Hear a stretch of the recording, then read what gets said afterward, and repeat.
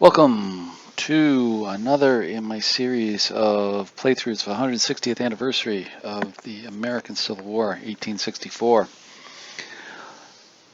Now we're concentrating on a smaller set of battles coming out of the Shenandoah. After Early had driven Hunter out of the valley, he chased up the valley and proceeded to attack Union bases at Harper's Ferry, Martinsburg, etc., and raid into Maryland.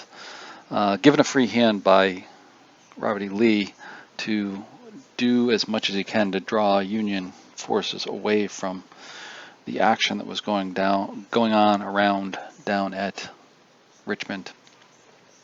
So that brought us up to a point here in July 9th of 1864, where Early was pushing across South Mountain, I should say across the Potomac, pushing across South Mountain, driving on Fredrick to potentially set up an attack against either Baltimore or Washington, D.C.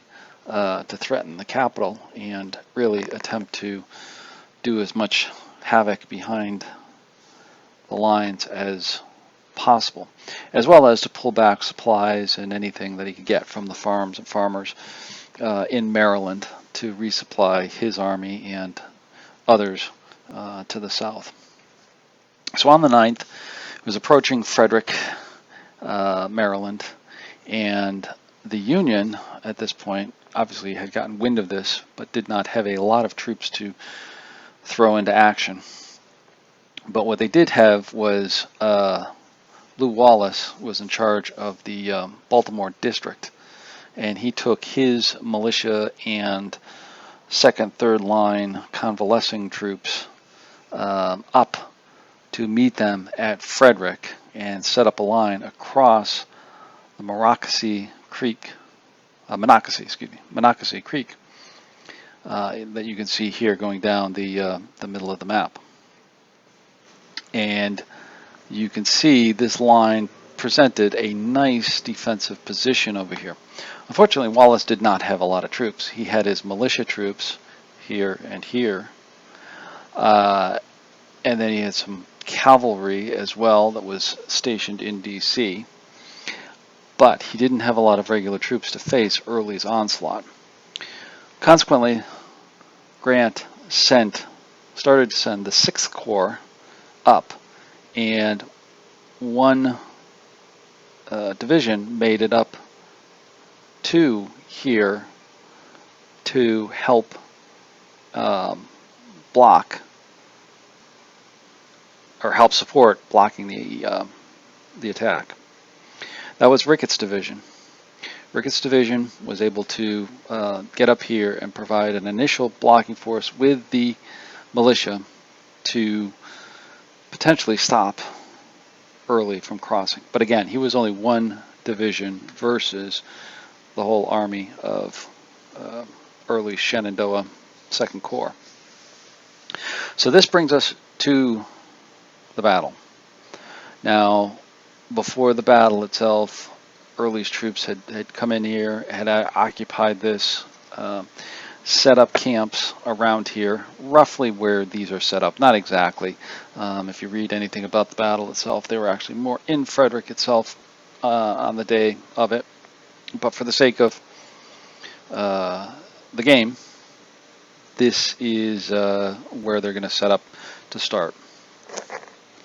We have Wallace on the eastern side of the river and set up into some pretty good positions here. They're covering bridges here at Fredrick Junction, up here along the I don't think it was a pike, but the road that headed down towards Baltimore itself, along the Georgetown Pike down here as well, and blocking as many of the fords and areas that could be crossed within there. Wallace himself actually set up command with one of the militias, and they actually had a blockhouse here at Crumb's Ford to be able to try to prevent Early from getting across the river. and threatening Baltimore and Washington. So we're going to play this through and see what happens. See if Early breaks across the river. See if Wallace can hold out for a little bit longer. Ultimately, Wallace did not hold out very long, and he had to fall back. And that wound up with the Battle at Fort Stevens a couple days later, as well as raids by McLaw's Land over into McLaw's Land, yeah, later around Baltimore and into eastern Maryland, which put most of Maryland, the eastern part of Maryland, on high alert for raiding cavalry over there afterwards. So with this, let's get started. We're going to actually see what can happen. Now we're using the Great Campaigns of the American Civil War module for this. This is actually in the Roads to Gettysburg 2. This was originally in the raid on Washington, which I believe, from what I've read, is part of one of the Skirmisher magazines, one of the early ones. But that's been reprinted in Road to Gettysburg 2. And I found this to be a very good one for a couple of reasons to simulate this this particular battle. One of the reasons why I like this, it's a little bit more operational than the tactical battles that I've seen, both line of battle and the old great battles of the American Civil War, Drive on Washington. The victory conditions are a little bit easier and a little bit more straightforward in terms of what the Confederates need to do. And it's also short. This is just a one-turn battle within the Great Campaign system. There'll be a lot of back and forth with different actions when we go through this, but it basically is pretty simple and it plays through fairly quickly here. So we'll actually see how this goes as I click through this. So that's why I chose this over the other ones, and let's get started. So first off, let's get going with the first initiative. Now with this, because it's a shorter game, a few things in the sequence of play I've kind of skipped over because they're just not part of it or not needed in here. One is the random events. There's no random events in there. And also the leadership transfer. Most leadership transfers are going to happen within the action phases that will play out, within the action cycle, and then we'll end the turn, and that'll end the game. So first initiative. So it's a 6-6. That means that the Confederates are going to get it because on any ties, the Confederates win in this particular battle. So Early's going to activate. He's a district commander. He's also commander of division, Ramseur and Rhodes. And actually, these are flipped over. I'm going to flip on the vassal module. I'm going to flip that back to non-exhausted side as we go along here. But Early's going to activate Breckinridge. It's going to activate his division of Ramseur and also Gordon and Eccles in there as well. And so we do all our leader activations. I just put those on there just so I remember who's who.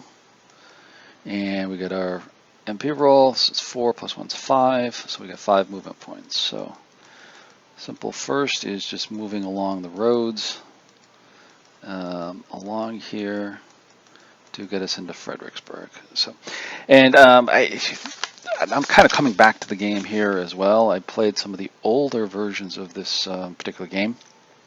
So I may be a little rusty on here, so if I make a mistake, please feel free to let me know and comment, or if there's another thing you see in there, please let me know. I enjoy seeing those. It helps me out with getting back into the series, because as I said, it's been quite a while. I go back to the version 1s of the old Avalon Hill days, and I do have, obviously I have this one that I'm playing, and giving it a try here. So they've all moved. So next activation,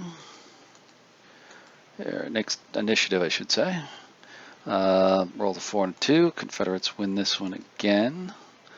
So we're going to keep up with Early, doing the same thing again. Rolling for an MP. This time we only get 3 MPs. Now, I think what I want to do is have them come down here before they can start doing before the Union can start doing any mischief down here, such as building up their forts, or even worse, destroying bridges, so that we can't get in there. So I think we're going to have them come down and do a straight attack.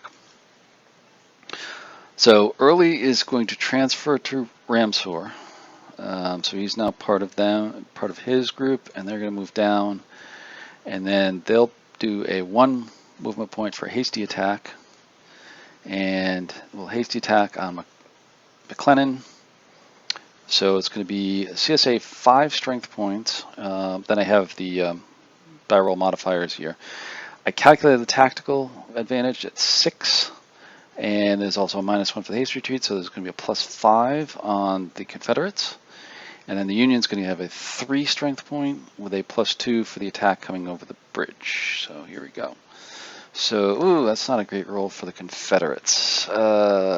So that gets... Oh, why am I doing that? Sorry. I want to hit this one.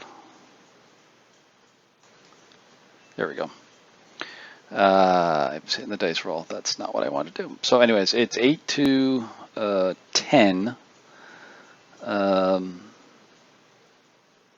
it's actually going to be plus, and 5 plus 5, yeah, 6 plus 2, 10. That should be 8, which is +2. And we go on there, it's going to be a USA DR1. And they're going to be... there we go. They're going to be demoralized. They're going to have to retreat. And then the CSA is going to get an EA, which means they can advance, but they end their activation. All right, so they get across the river on there. And now we're going to have Breckinridge move up here. And Gordon's going to do a hasty attack on the militia. Hopefully he can just push them back, and we'll kind of sweep around over here. Let's see what this does. So Gordon's going to do a hasty attack on Tyler. He's a 7 strength point, +2 for odds, +5 for tactical, so that makes +7. Against a 3 with a +2 for the bridge. So he rolls a 6 and 2, another bad roll for the Confederates. So that makes 8 to a 9, so it's +1. So that winds up being a, come on.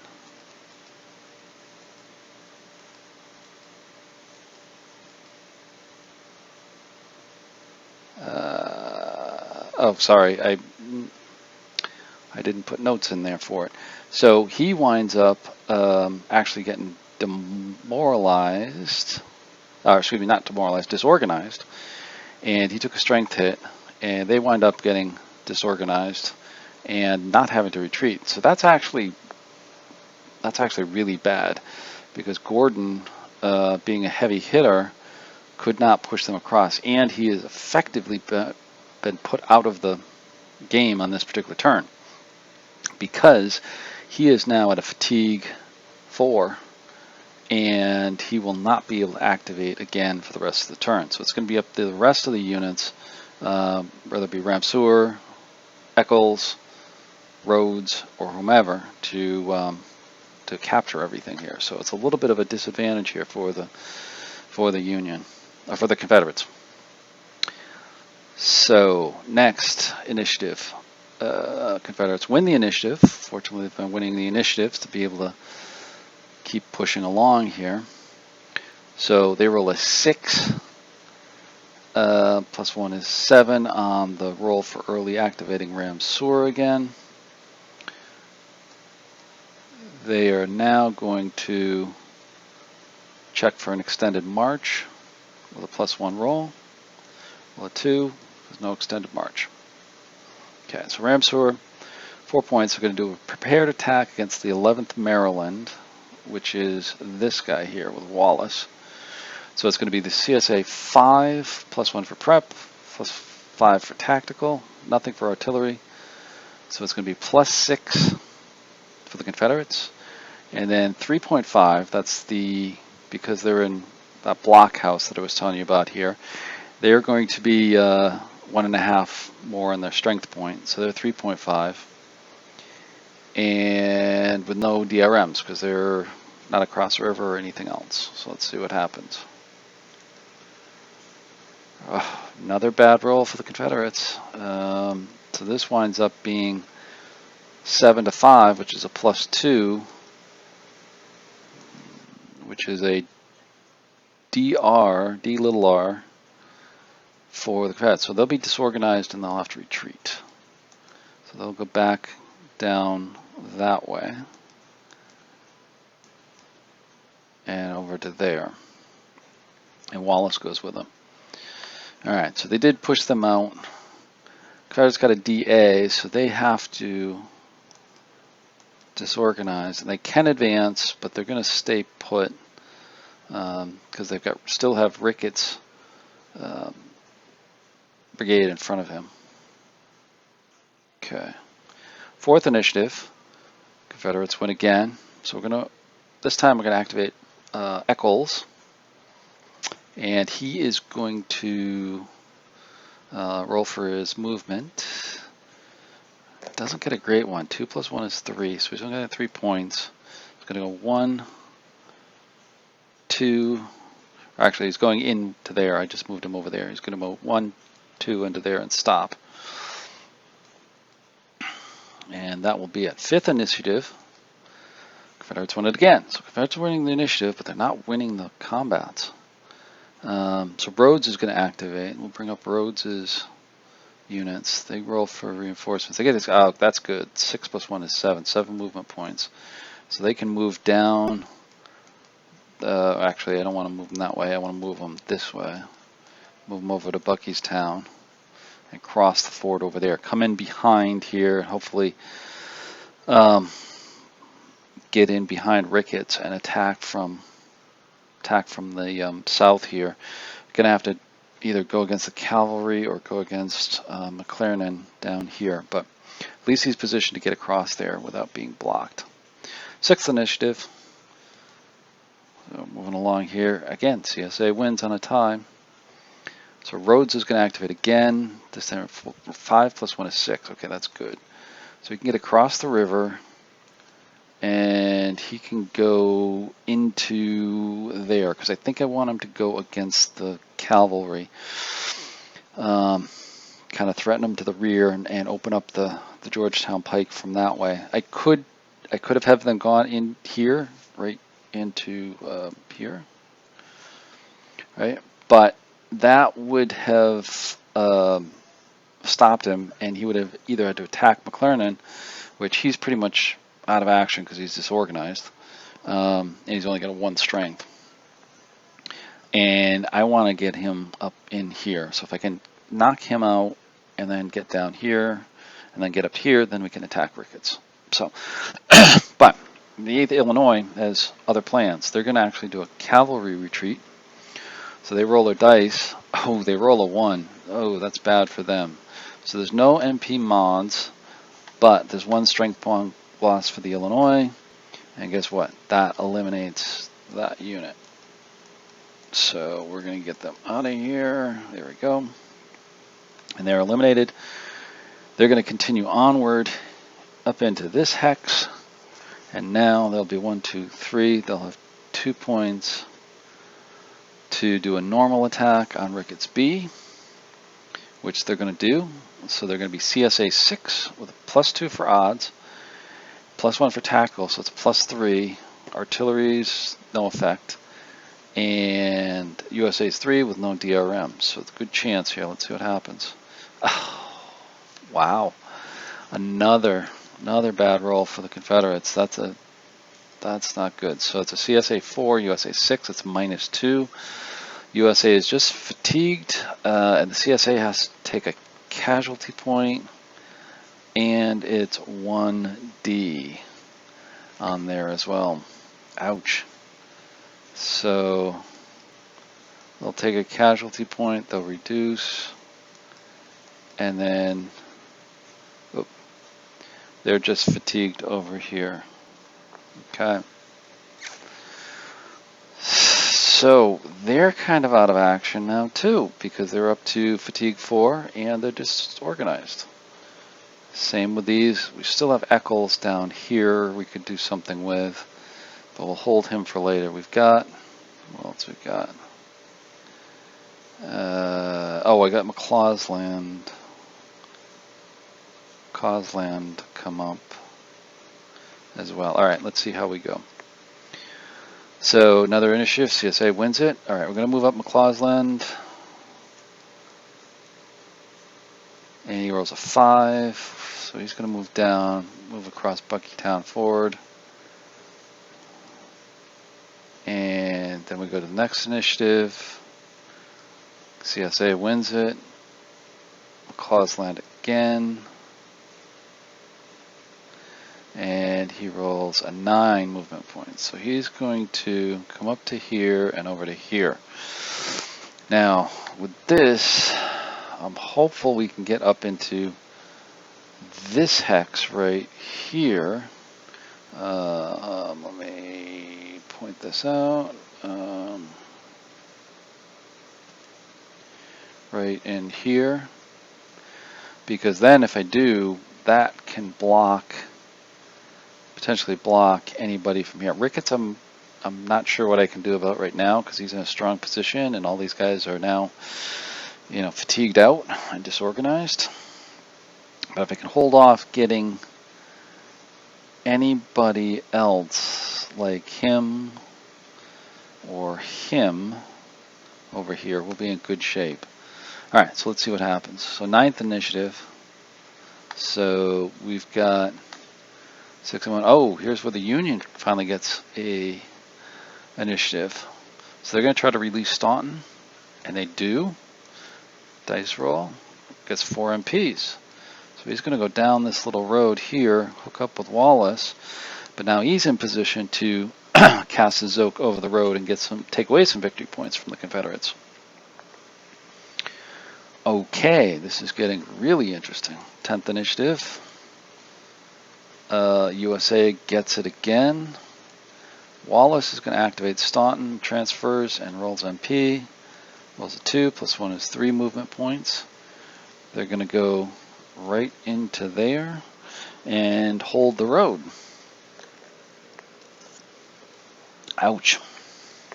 That really hurts because now we've got 2 units here that can cast Zokes onto the road and reduce the Confederate victory points by 8 points.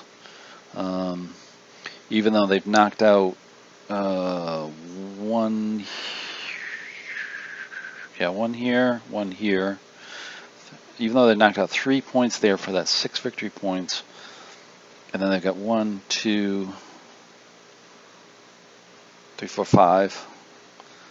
They've got 11 points in total, but they lost 8, so it's down to a -3. So they're still on the losing side here at the moment.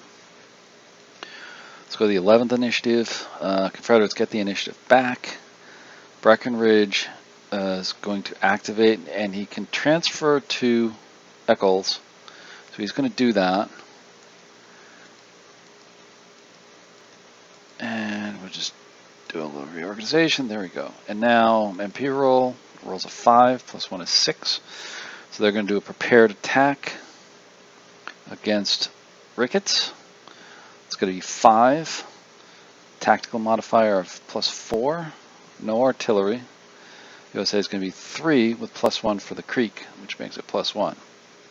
So let's see what the roll becomes. Not great for the Confederates. So they wind up being 9 to 7. So it's on the 2. So the USA is going to disorder and retreat. CSA is going to disorder and advance. So move him down to there. Move him into there. Like so. That pretty much knocks out or ends Eccles' movement. So now it's pretty tough. They didn't do any damage here, and they're still in Zoke range of the Georgetown Pike, so there's still 2 units on here. Actually, it actually hurt the Confederates because they lost 2 victory points for the fatigue coming on here. So they're down to 9 to 8. And actually, they lost a victory point over here, so that's going to be 11. So it's actually going to be -2 for the Confederates. Ouch. Next, 12. Initiative 12. Confederates win it, but there's really nothing they can do. Everything's played out except McLaw's land. Now, McLaw's land, he could attack here, but the attack is going to be pretty low odds. Both 2-2 with strengths. It's actually going to be a -1 on the tactical, and actually -2 on the artillery. So that's not, they can't do anything. So they're going to pass. And I think the Union's going to pass as well. End the game. I don't think the Union wants to do anything because they're, as we just calculated, they're going to be on the losing side with that. So with final calculations, and I think I made one mistake on here. Confederates have 6 for victory points, 3 for losses, for the Union losses, makes 9. And then the Union has 8 for the 2 units next to the pike, but also 3 more to make 11. So that's going to make a difference of -2, which actually winds up being not a Union marginal victory, but a Union substantial victory on there. So, wow, that was actually pretty good. I really like that. Like I said, very short play, easy to pick up if you're familiar with the system, and hopefully I did everything right. If people see things I did wrong, please do let me know, because I probably will be playing more of these in my series of 160th playthrough to fill in gaps. So, very interesting. Wallace still has his forces somewhat intact. Rickett's division, even though beat up, is still in a good blocking position for Early. The militia surprisingly held out across the bridge against Gordon's units, which is really surprising. 11th Maryland is pretty beat up there as well, but you know, all in all, they're pretty good stead. Early's forces are just tired. It was a lot of hard fighting for them to get across the river. They made it across the river. They got points for that, and they can probably keep going. But they're going to have to rest. There's going to be a day or so more between when they go for Fort Stevens and when they than when they did historically. So, you know, it's this was interesting. A little bit better than what actually happened. I think what actually happened was a marginal Confederate victory. Yeah, looking at my notes here, I kind of had them as a marginal Confederate victory based upon my readings and research of this particular battle, and it seems like Union has a substantial victory in holding them off. You know, which is interesting there too, because I think Tyler definitely didn't hold out as long as he did here, and you know, headed back. Rickett's division held out longer, but was able to retire. But for the most part, the Confederates did get across in good order and were able to keep their formations fresh for the next day's advance towards Fort Stevens. So that's been the Battle of Monocacy River. July 9th, 1864, 160th anniversary is coming up here. This video should be posted for that. Hopefully you enjoyed this. Please like, subscribe, and watch some of my other videos. I've got a bunch more on the American Civil War, as well as some with World War II with the Panzer system, and the the Panzer Grenadier system. Look forward for more coming down the line as well. So onwards to the next one, which will be Fort Stevens. Thanks for watching.